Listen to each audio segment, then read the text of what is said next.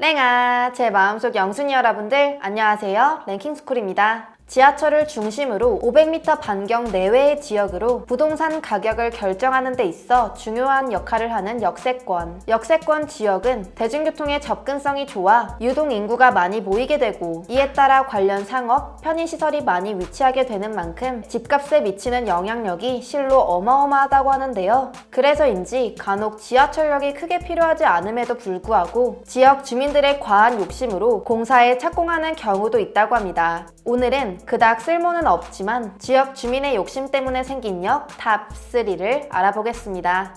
3위, 흥덕역. 총 사업비 2조 7,190억을 투입하여 총 17개의 정거장을 약 37.1km 구간으로 건설하는 인덕원에서 동탄까지 복선 전철 사업. 안양 인덕원역과 화성의 동탄역, 오산에서 동탄역을 잇는 해당 광역전철은 2020년 상반기부터 노반 실시 설계에 들어가 2026년 개통을 목표로 현재 공사가 활발히 진행되고 있는데요. 지하철 4호선뿐만이 아니라 분당선, 신분당선과도 환승이 가능하게 돼 경기 서남부와 서울 동남부 사이의 교통을 크게 개선할 것으로 기대를 모으며 해당 지역 주민들로부터 뜨거운 호응을 자아낸 바 있습니다. 그러나 용인시 흥덕 지역 주민들의 요구로 애초에 계획에 없던 흥덕역이 환승역으로 추가되면서 잡음이 끊이질 않고 있다고 하는데요. 어차피 철로가 지나가는 길에 역 하나 더 내는 게 뭐 그리 힘든 일인가 싶기도 하지만 흥덕역이 추가됨으로써 변형되는 철도 선형을 보면 쉽지 않은 일임을 알 수 있습니다. 흥덕 지역 주민들은 흥덕역 추가로 인한 선형 변경으로 이동시간이 1, 2분밖에 늘어나지 않는다고 주장하지만 2km 정도 증가하는 거리와 커브로 인해 발생하는 표정속도 감소를 고려하면 증가시간은 약 5분.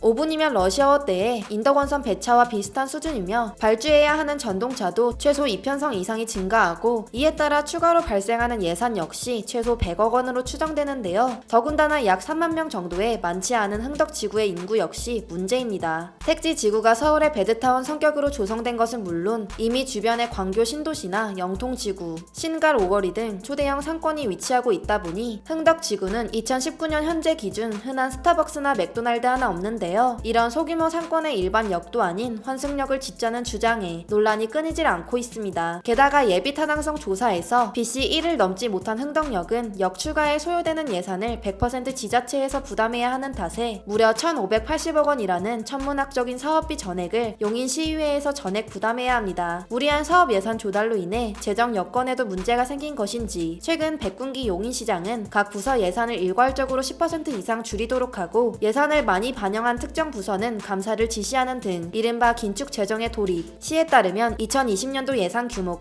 2019년 2조 5,100억 원여보다 800억 원 정도 감소할 것으로 예상하고 있다고 합니다. 물론 온전히 흥덕역 설치로 인한 문제라고는 할 수 없지만 총 1,500억 원 정도가 투입되는 흥덕역 설치를 위해 매년 400억 원 이상 투입되는 점을 고려하면 재정 자립도 하락에 어느 정도 영향을 미칠 것으로 보이네요. 거주민들의 한 표를 얻기 위한 용인시의회의 찰나의 선택, 전형적인 핀피 현상의 사례 중 하나로 지적되며 큰 비난에 직면해 있는 만큼 어떤 결과를 초래할지 귀추가 주목되고 있습니다.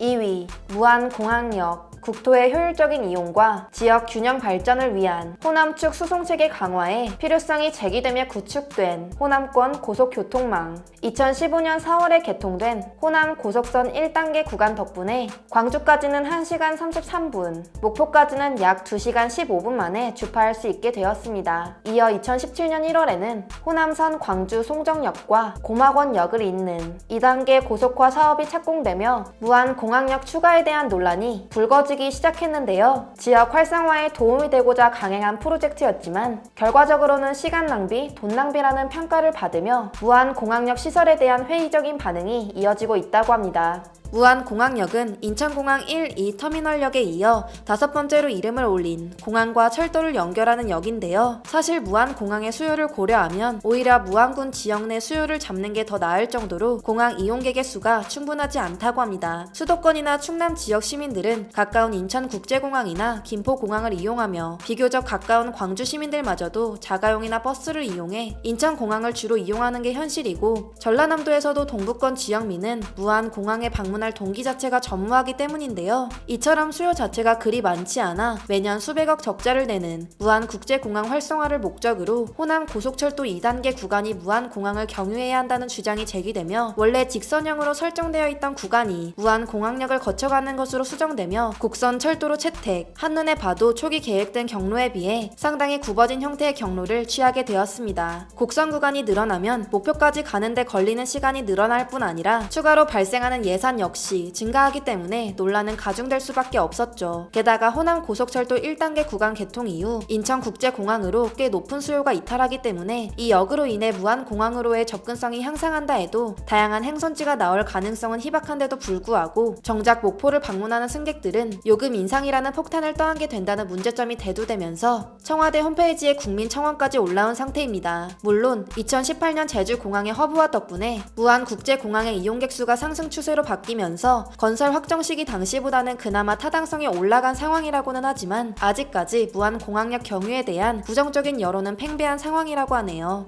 1위 오송역. 경부 고속선과 호남 고속선의 분기역이자 충북선과의 환승역인 오송역은 역 설치 및 분기역 선정 과정에서의 지역 핀피 현상과 정무적 이해 관계에 따라 국가기관 교통망이 이상하게 변형될 수 있다는 최악의 사례로 꼽히고 있습니다. 1991년 경부 고속선이 충북선 오송역 바로 위로 지나가는 것으로 경로가 최종 확정되면서부터 청주 및 청원 지역 주민들은 호남 고속철도 분기역 오송유치위원회를 설립하며 본격적인 유치 활동에 나서기 시작했습니다. 원래 유력하게 거론되었던 천안 아산역이나 대전 분기와는 달리 오송역은 대전 수요를 놓치고 선형적인 측면에서도 그다지 유리한 상황이 아니었기 때문에 당초 분기역 지정 가능성이 세 지역 중 가장 낮았지만 앞서 소개한 유치위원회와 충북 정치권에서 이른바 X축 논리를 내세워 호남 고속선 분기역 유치 전에 참여하기 시작한 것인데요. X축 논리란 간단히 말해 기존 서울과 영남을 잇는 경부 고속선과 강남과 호남을 잇는 고속철도의 교점에 오송이 자리하고 있다는 논리입니다. 일견 타당한 주장 같지만 문제는 정작 모든 노선이 모이는 곳에 아무것도 없다는 점이었죠. 당시만 해도 역 신설이 계획된 지역 주변으로는 막 개발되기 시작한 바이오 단지 이외에는 아무것도 찾을 수 없었는데요. 그러나 참여정부에서 추진한 수도 이전에 위원 결정이 내려지면서 분위기가 오송유치위원회 측에 유리하게 작용하기 시작했습니다. 수도 이전이 무산되면서 호남 고속선은 지역 균형 발전 명목으로 지어주면서 충청도는 무시한다라는 이른바 충청도 핫바지론이 대두됐고 이에 거주민들이 들고 일어나기 시작한 것이죠. 이 과정에서 대대적인 시위와 더불어 테러 협박까지 난무하는 극한 상황까지 치닫게 됐는데요. 이에 정치권에서는 충청도 핫바지론과 관련한 위기를 타개하고자 각종 공약을 내걸기 시작했고 충북 정치인들은 오송 분기를 공약으로 내걸면서 결국 2005년 6월 고속철도 분기역으로 오송역이 선정된 것입니다. 하지만 피해는 고스란히 호남 고속철도를 이용하는 호남 지역 시민들이 떠안게 됐는데요. 결국 2,200원을 더 지불함에도 불구하고 그에 준하는 시간 단축 효과를 누릴 수 없는 호남인들은 시간적, 금전적 손실을 모두 감내해야 하는 피해를 보고 있습니다. 수익성이 있는 사업이라면 그리고 그 사업이 내가 거주하는 지역에 유의미한 효과를 불러온다면 지역 주민으로서 신사업 유치를 희망하는 건 어찌 보면 당연한 일입니다. 그러나 타 지역민들이 입는 피해와 불편을 무시한 채 당장의 이익만 쫓는